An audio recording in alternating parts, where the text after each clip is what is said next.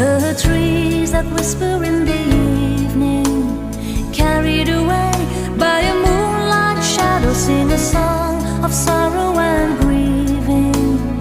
Carried away by a moonlight shadow, all she saw